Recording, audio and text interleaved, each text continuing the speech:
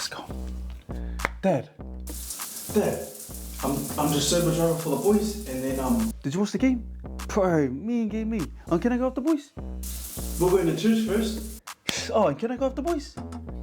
Yeah. Hey, Dad. Olea. Did you watch the game? Oh, and can I go off the boys? Le Buki. I'm sorry. He goes the length of the field. Horsey, he's over. They get it out wide and they will score. This is incredible. That is as good as you will see. Kia ora ana, malo, and welcome to this week's episode of The Ditch. I'm Madison Bartlett. I'm Adam Blair, and let's take a look at what's on this week's episode. They say the apple doesn't fall far from the tree, and in this case, it's a green one. We join Mackenzie Wiki as she continues the family legacy. I thought I was just going for a feed. He's a Broncos legend and ex-dual international. We catch up with recently retired Alex Glenn about life after football. Hey, I'm trying to learn this marketing strats, you know? And he's a humble servant of our game, a natural leader, proud Māori and Pacific boy from South Auckland. We are joined by the great Ruben Wiki. Hey, We can't wait to have Rubes on the couch with us. 55 test matches for New Zealand, a few more than Adam over here. Yeah, I've got him in NRL games though. But whānau, let's take a look at this week's highlights. Tino, the sad guy, still remembers Uppy's fluke try in Origin 1, then breaks his jaw. Tino Fasuamala-Aui being placed on report. But then Jareen Buller avenges his bro and gives Tino the Suva Nandi punch jab flying power fence. Just whacked straight into the chest of Tino. What? Sorry about it. He puts plenty on this for Teddy Selesniak. The Māori Samson Dylan Watani Selesniak brings the house down with his superpowers. You see it, but you can't believe it. How has he contorted himself? Adam, grow your hair, man. Sorry about it. Kick looking for Ronaldo. He's got it. Back to Wilton to score. Ronaldo shows that men can actually multitask. Then minutes later, Coates climbs on the Docs' back for this beauty. You want an X Factor? You've got Saviour. Sorry about it. Ponga. He runs towards Walsh. He runs past Reece Walsh. Man on man. Superstar on superstar. Walsh and Ponga go all Rambo at each other. Ponga was there. I reckon calm down. It's not a Kiwis jersey you're fighting for. Plus, how's this for a pass of the season? Hamilton, man. Yes, man. Sorry about it. The bros argue over who owns the blue water bottle. Then they get sent to the principal's office. Lenu, look at the eyes on Lenu. And finally, this has got to be the chest pump of the year. Up the Panthers. Sorry about it. Holy hecka wowee, those highlights are on. On like your energy, and on like the new signing at the Canberra Raiders for the NRLW season. Here's a special moment when Mackenzie Wiki signed her first NRLW contract. Check it out. Hey, lovely. How you doing? Love, how are we? Oh, what the heck?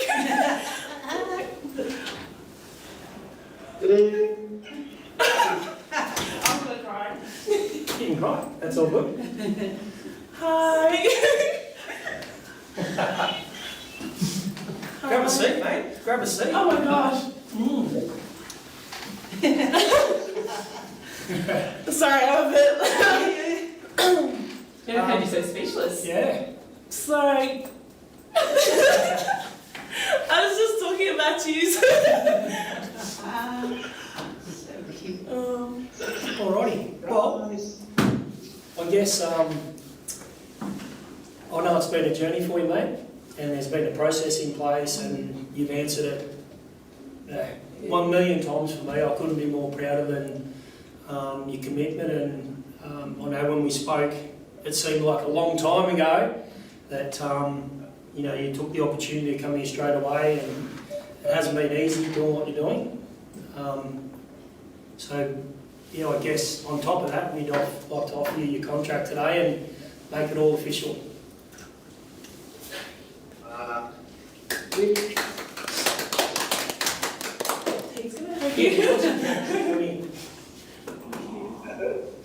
Good job. Ready. think family is very important, and this crew here has rode this with you a long way as well, and we've had our little internal chats as well with Mum and Dad, and they couldn't be any more proud of you, as I know you know that anyway, but it's official now, Mackenzie. This is, you started this journey, yeah, and where it goes for you is going to be endless, all right? And I'm happy that you've chosen this club to do that, and I can't wait to see you rip in, and look forward to working with you. You got me. Yeah. I got you pretty good. What an amazing addition to the Mighty Green Machines this year for the NRLW, and we are very lucky to be joined in studio by Mackenzie's dad, Ruben Wiki. Welcome to the footy. Oh, no, it's always good to see you guys, and thank you for having me. No worries. So how was it, obviously, watching Mackenzie sign her first contract? Yeah, it was an emotional one for us. So, we couldn't be there in person, but the next option was to do the Zoom call, and she didn't know we were going to be there, and like me, Santa, Denzel, and her grandfather. So it was a great moment for us to see her, fulfill her dream and all the hard work she did, and it paid off. And I suppose there was probably no other option than to play for Canberra? Hell no, no way. Like, there's a lot of history there, 12 years playing with the Raiders, and, she was born there, so was Denzel. And it's just funny how it worked out, we always pinch ourselves. I said, fuck, she's, at the Raiders, like where her dad played. But we always say, this is her journey, and we'll support her as much as we can, and critique her where she needs critiquing, but she'll take what she probably wants, but she'll listen to her mum more than her dad. Rubes, one of the legends of rugby league, an icon in the NRL and in New Zealand in general.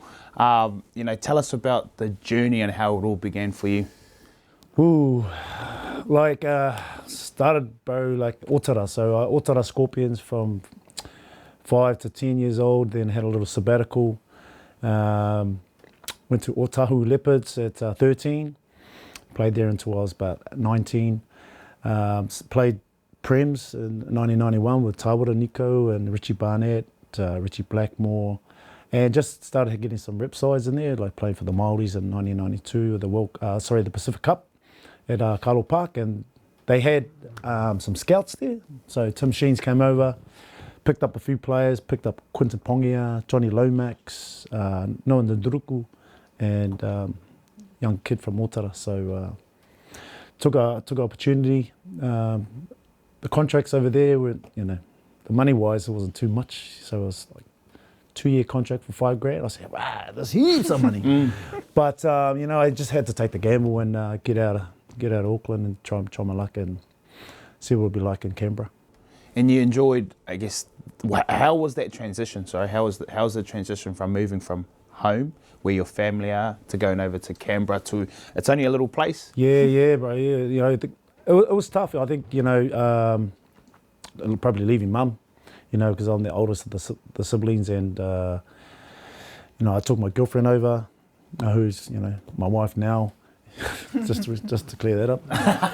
I didn't want to ask the question. I was waiting for you to do it, but anyways, now we know. Yeah, now we know.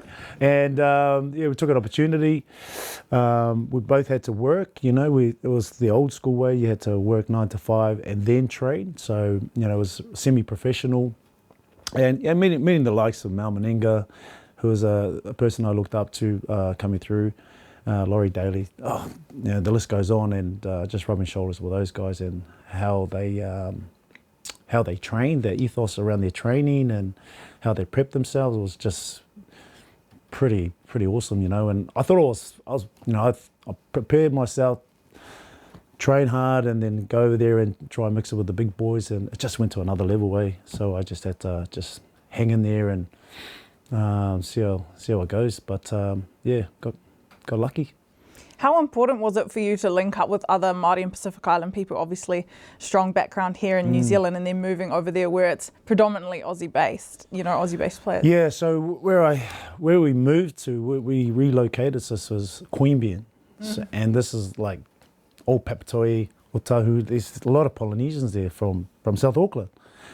So like literally ran into some old mates from school. Wow. And then we kind of started hanging out together on a Sunday over a carver bowl, and then just met other Kiwis, and it just created a home away from home in Canberra, and it just worked. Had the good balance and not hanging out with the boys, and just having that that right balance so you don't get caught up in it. Ruben Wiki, the veteran. Wiki got rid of one with consummate ease. Here's Ruben Wiki, straight through and almost over. Ruben storming towards the line. He goes long. Pass was okay. And Ruben Wiki has scored. Ruben Wiki has scored. The British defence was non-existent. Wiki's away, and he's over. The short ball for Wiki through a hole.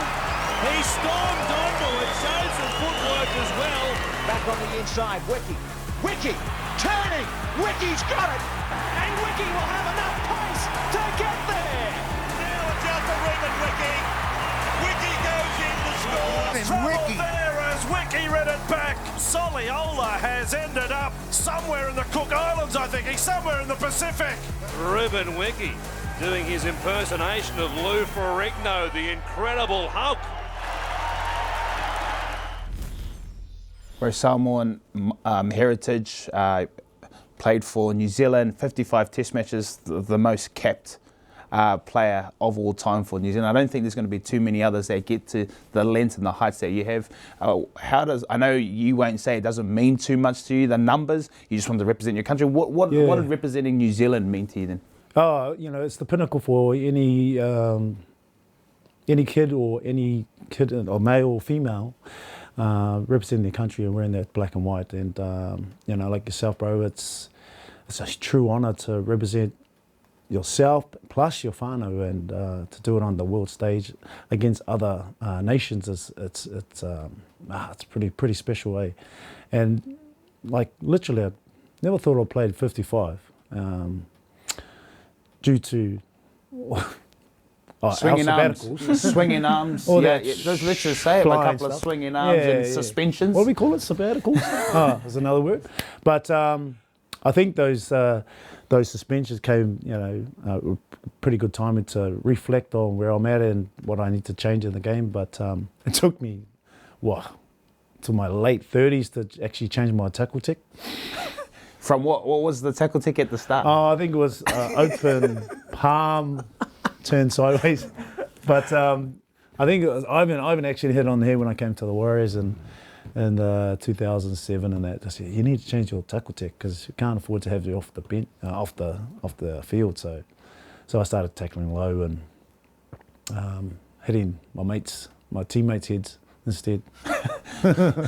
Ray, I know you're out in the community. I just want to ask you about generational differences when it comes to mindset on trainings, the way you trained back in the day and all the way till you finished to what you've realised on the outside now from being out in the community and in the public when either you're playing with your sons out in the local game of rugby league here. Yeah, totally. Like back in the days, train hard, play hard, drink hard.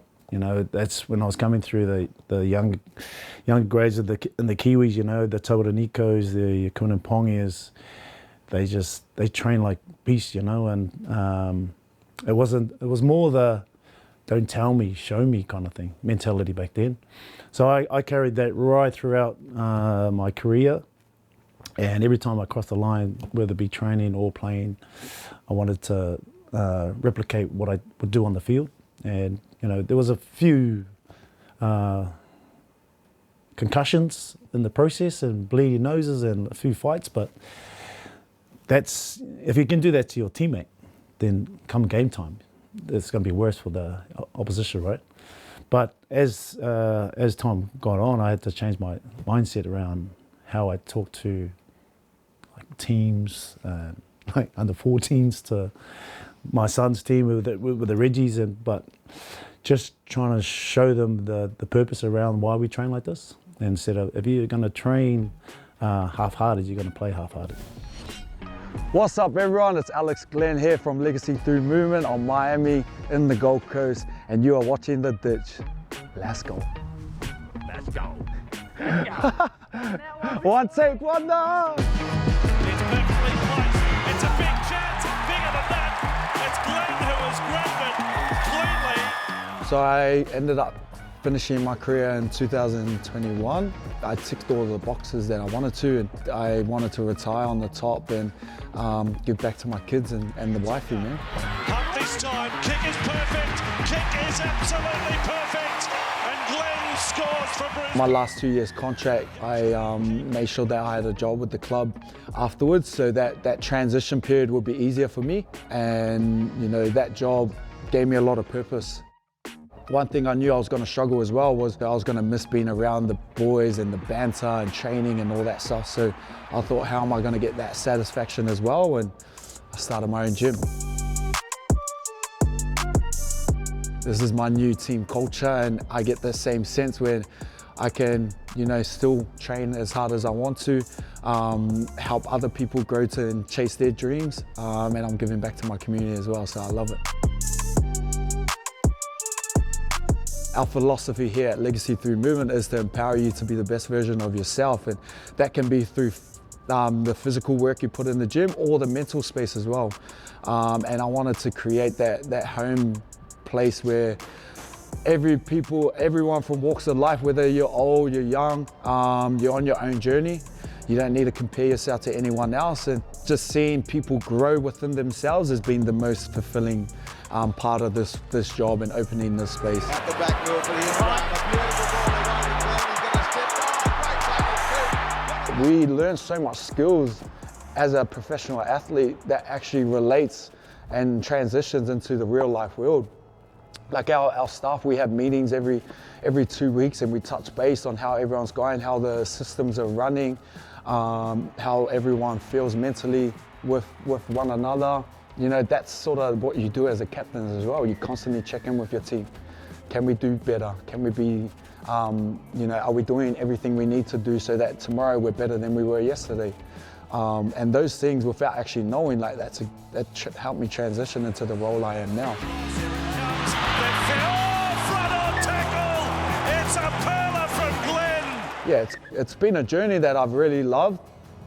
But what gets me out of bed is this is my passion.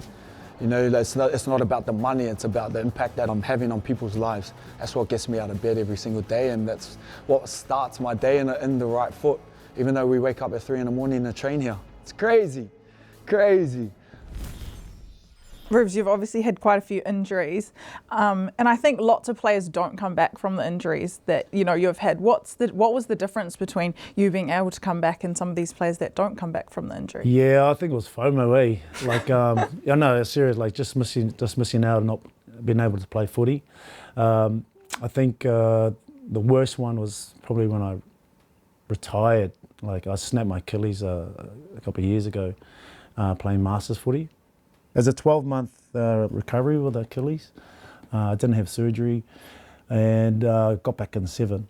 Wow. So I just did what the physios told me to do and make sure I rest. So did a lot of push-ups for a few months, but as soon as I could run, I was running. I was doing Broncos And did that influence you guys to obviously start your gym that you have going at the moment?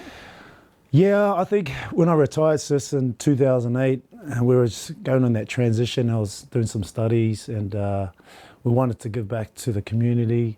And we started small in the garage with a couple of our friends, husband and wives, and it kind of just blew up. So we needed to go to a bigger place. So we went to some schools and hired the hall. 2019, just before COVID, we leased out a building in Otara. So we went back to the heart of it. First 2 years were tough, but it's still going strong now, and got a great community base, and catering for the youth as well, and got a men's program that we do every fortnight on a Tuesday. But you went back to uni as well as a mature student with your daughter. Love it. I guess for me, why is it so important as former athletes and athletes to be able to go away and do some study as well? Yeah, I reckon, bro, like we play a professional sport and, we get paid pretty well, and I think it's going to run out at some stage, and I thought I could play forever, but yeah, it's like you're going to have to look at plan B. And through those last few years, I went into something I love, which is the strength and conditioning side of things. And so I did some study, and like just a few years ago, went back to uni and did something with my daughter. You know, the seed was planted with the wife who did her diploma a few years prior to that, and she was, oh, you should go back to school. And I'm like, hell no. Honey, I'm good. I'm more practical. You know, I'm like, do I have to? But you know, she really pushed it, and I ended up signing up and doing a paper. But I took some of my coaches back to school with me as well. So it wasn't just Mackenzie; it was two of my coaches that train at the gym.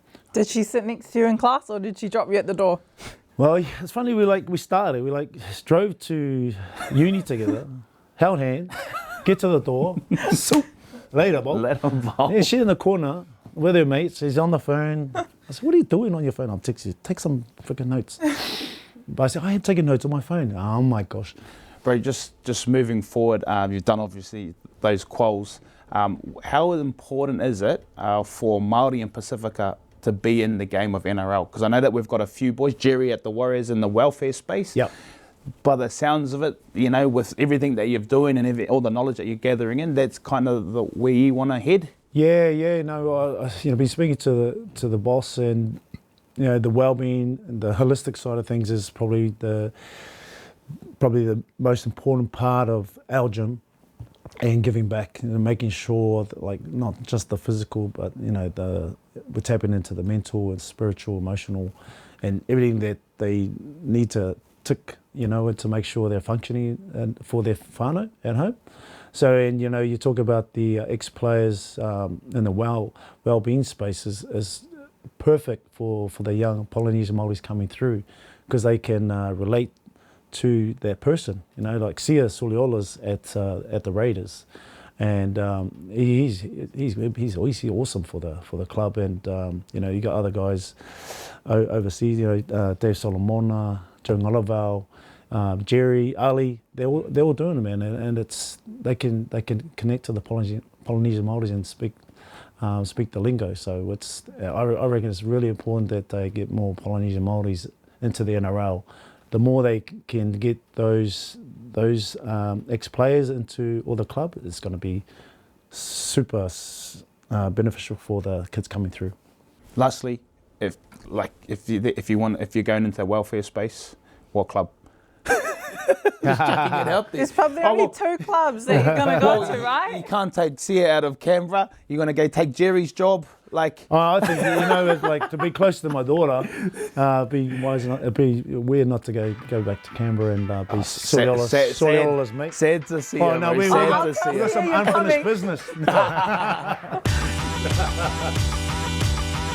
What's it? It's on to Glenn, and Glenn will score. The mum's moved all my trophies off the wall. Awesome, cuz those Pumas are on. Hey! Soliola has ended up somewhere in the Pacific.